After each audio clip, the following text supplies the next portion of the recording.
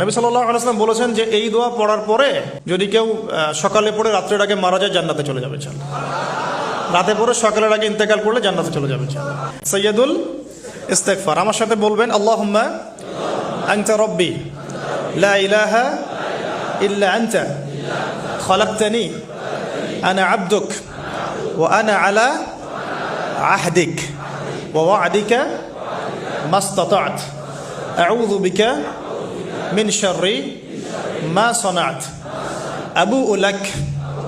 বিনি'মাতিকা আলাই ওয়া আবুউ